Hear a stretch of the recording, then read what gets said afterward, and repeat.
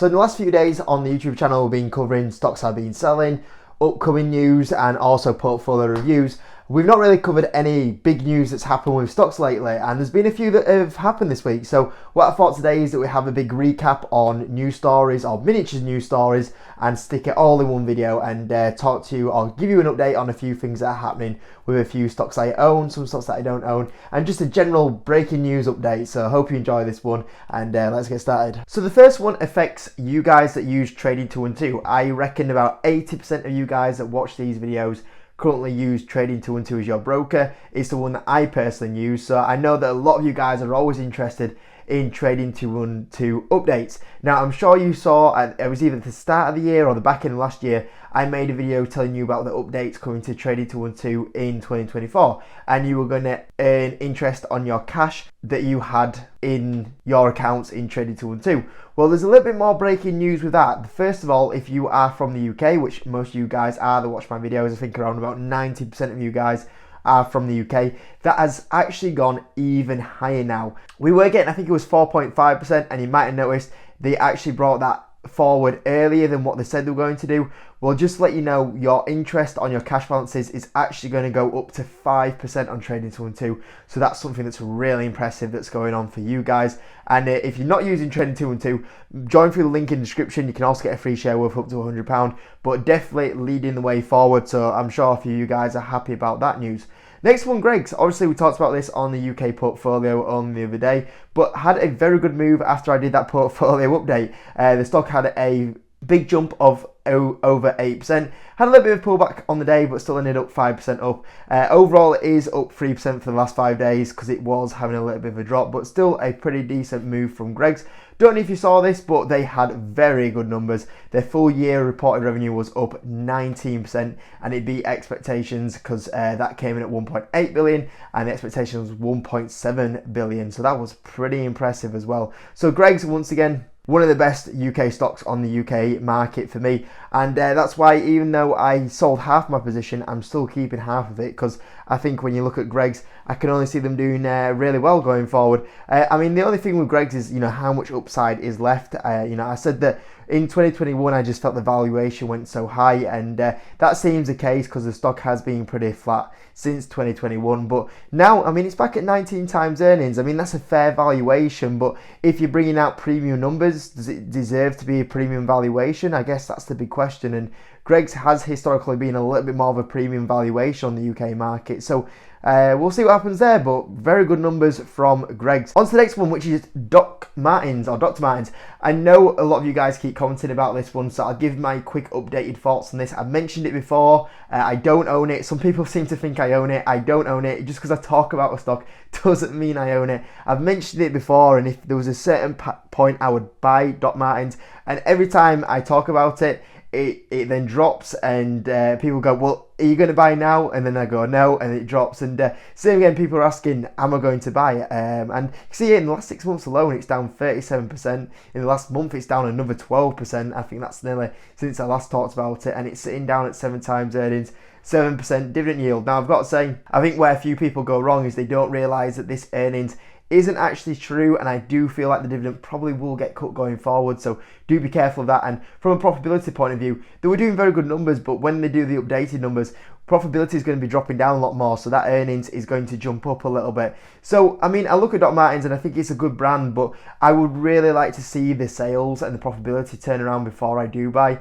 and also don't get caught up in the valuation. And the big thing that I always say about Dr. Martens is that the issue that I have with Dr. Martens at the moment, and the main reason why I can't buy it or even take it too serious, is JD Sports.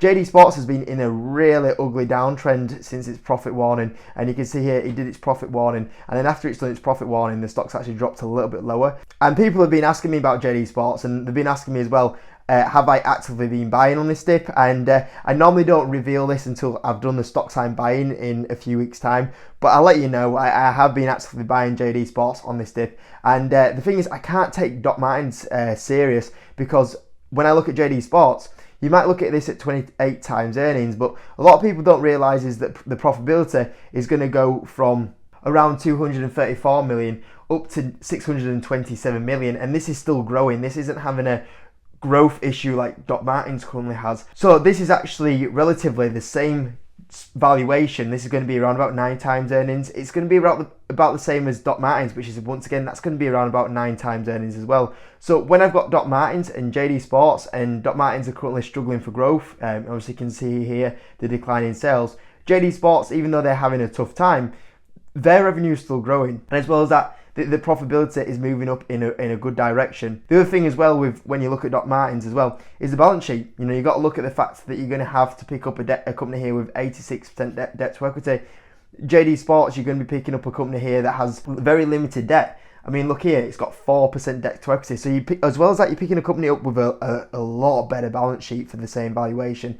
I mean, JD Sports, you've got a little bit of insider buying as well going on for a bit of confidence boost. You are getting the same in Doc Martens, and you could argue as well, when you look at the insider buying, the actual CEO bought 400k worth of shares, and he actually bought it at £1.29. And if you actually look at where the current shares are, which is 78p, it's nearly fallen in half from where we had big insider buys as well. So that is a positive for Doc Martens, but overall, I just can't seem to take it serious when I think, you know, there's no point putting money in there when I can go pick up JD Sports shares. But I mean, at some point it's going to be a buy, isn't it? I mean, I don't know how low it'll have to get before I have to go, right, I'm going to have to buy some shares. I mean, if we seriously talk about like 50p maybe that's the point. But yeah, a lot of people have asked me about JD Sports in the last few days. A lot of people have asked me about Doc Martens, and that's my opinion on both of them, because they're kind of similar companies, I guess, really. Chewy, so I've had a lot of mentions about Chewy recently. I really hope this doesn't get voted on the stock request after I stick it in today's video, because I think it's up on the votes for the stock request on the Discord. But a lot of people have been asking about Chewy, because Chewy's been having a bad drop recently. Overall, it's had a really tough time. You know, you zoom out, since it got to them highs of $118 in 2021, it's another one of those stocks that has had a big valuation check since that time frame, and is down 82%. And people always ask me about Chewy, like, what's my thoughts on it? And it was having a drop only a few days ago because there was a block sale by Morgan Stanley going on. And if you don't know Chewy, basically when the CV situation happened, everyone went to ordering online. Chewy was one of those that provided food for pets, also they have a pharmacy for pets and toys as well, and a lot of people were getting pets during that time frame. So they saw a big boom for the combination of those factors. Obviously we've all opened up since then, and also there's been the competition aspect and everyone being able to go back into shops a lot more, so they had a lot of demand pull forward. So the growth has been a lot more stagnant. I mean, if we zoom out and you'll be able to see the big explosion of growth that they did have. I mean, look at the growth here. They went from 4.5 billion in revenue, and then they doubled it nearly to 8.5 billion. But you'll see here the growth has slowed down a lot more recently, and analysts are only expecting 5% revenue growth going forward. So they've had a lot of growth pull forward, and they're growing a lot slower now. But my big issue with Chewy and why I can't buy it is that I think, first of all, the moat's weak. I think it's really easy to set up a company that sells pet food and pet products. I mean, people might argue around the pharmacy side of it, but I don't think there's much moat here. And I always struggle to invest into a company that has only 28% gross margins. When you're trying to make profit on 28% gross margins, that is really hard to do. And if you actually look at Chewy and look at the profit they are making, I mean, they're expected to make 11 million this year. 11 million on a 9 billion market cap company, it's just not good enough in my opinion. I mean, the analysts are forecasting that to go up to 31 million, 146 million. But even when I go into 2026 at 146 million profitability, I still don't think that's enough for a company growing at 5% at 9.1 billion market cap. I mean, realistically, I would be looking and expecting nearly a 1 billion in profitability to take this serious. So, yeah, that's my thoughts on Chewy for the people that ask about that one. I thought it'd be good to probably put stocks like Doc Martens in today's video and Chewy in today's video, because obviously whenever I talk about stocks, I'm always bullish because I'm actually talking about stocks I own. So just to show as well, what I thought would be good in this video is not to show that I'm not just bullish on every stock. There is stocks out there I don't like, and using Doc Martens in this video and also Chewy in this video kind of shows you things that I'm looking at which I don't like, and those are the reasons what I'm looking at and not thinking they're good enough and why I can't own it. So you got that example of Doc Martens where the numbers aren't good at the moment, and also the balance sheet isn't as good as, say, something that I am buying like a JD Sports, and also you're seeing something like a Chewy where I just don't think there's the moat there, and I just think the gross margins are not very attractive at all there. Darktrace. I'm surprised how quiet it is today. Like, I really didn't see much mention at all on the Discord or on the YouTube comments about Darktrace, but this stock had a fantastic day. Up 9%, it was actually 10% at one point, but up 9%, and a very good day from Darktrace. The last couple of buys that I've been doing in the last month have really paid off. I said that on the stocks I'm buying, the UK edition, like, I just think this drop is way overblown, and I was buying a few shares, and nice pop-up on the stock today. I think nobody was really talking about it, because as I always say, when a stock goes up, everyone's too busy looking at the count and getting there, as I say, green fingers, and they're too busy looking at the count to say anything. But if this was called S4 Capital and it was down 8% today, I'd have got quite a few comments in the comment box about it, and it made me laugh because the only stocks that got mentioned today was actually 2 stocks that were down, and it just shows you the difference between when stocks go up, everyone's happy, and when stocks go down, the panic that it does cause. But yeah, really good day from Darktrace. Very good update from them. They said the start of the first half has been very good. They lifted their guidance, so they expected 23 to 24.5%, up from 22 to 23.5%. They also said they're going to see a rise in their EBITDA margin as well. So really nice from Darktrace. Good to see a bit of recovery going in there. Boohoo. Boohoo had not a tough day on the share price, but some bad news come out with Boohoo. I think a few people expected the news to move the shares down. This sort of news doesn't really move the shares down. It just damages their reputation a little bit. And I'm sure you've seen this. There's been talk about the Leicester factory shutting down after only been around for 2 years, and also there was the talk that Boohoo have been putting made in the UK labels on clothes that aren't actually made in the UK. It was an investigation made by BBC. Once again, that's a surprise. I mean, the BBC definitely have agenda against Boohoo. I mean, I can't even remember the amount of times they go and investigate Boohoo. It seems like the only company that they do focus on. You know, you've got Shein over there that only paying 2 million in tax, paying the workers like 3p an hour, making the workers work 17 hours a day. But it's not in the UK, so it don't matter. We'll ignore that. We'll keep going for Boohoo, which is absolutely crazy. But it is what it is. We've seen the BBC do these pieces quite a bit. You'll actually hear that it said it's affecting up to 1 in 250 Boohoo's global supply of garments.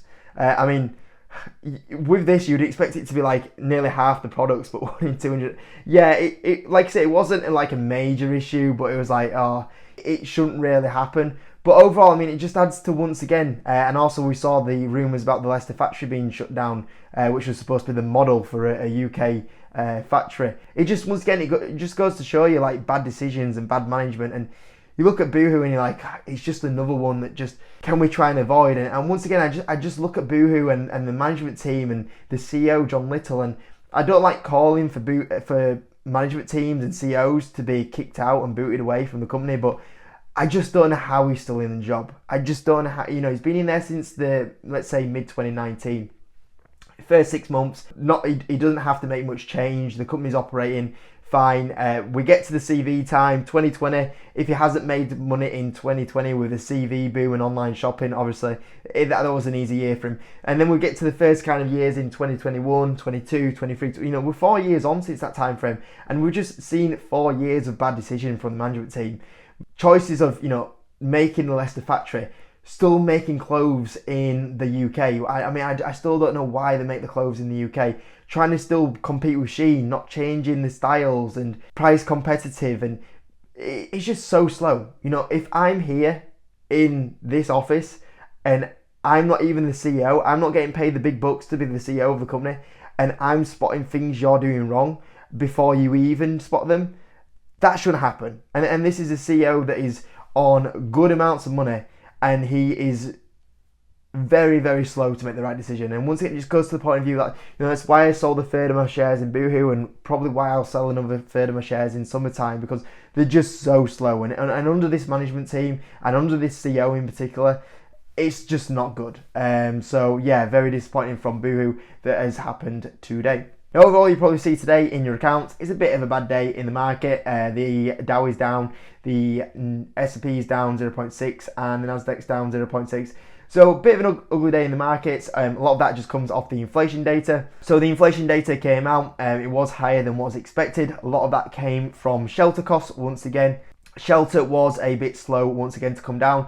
Obviously the higher interest rates are a big factor of that, unfortunately, which is a bit of an issue. But overall, I won't worry about this too much. It was a little bit higher than what's expected. And in fact, when I keep looking at true inflation, you'll actually see here that there has been a big drop in true inflation. So if anything, judging by true inflation, and you got to remember true inflation is normally ahead of the CPI numbers, I would expect that if we are seeing this drop in true inflation, that when we do get January's report of inflation, as long as there's not a big increase towards the back end of the month, as long as we get January's data in February, I do expect the inflation data to start moving back down again. So even though it was a little bit disappointing batch of data, I mean, it was not a big issue. And the thing is, well, you got to remember, we're at 3.4%, so we aren't going to see the big 0.5% drops that we used to see anymore. We are not that far off the Fed's target now, so it is going to move down a lot slower than what it did.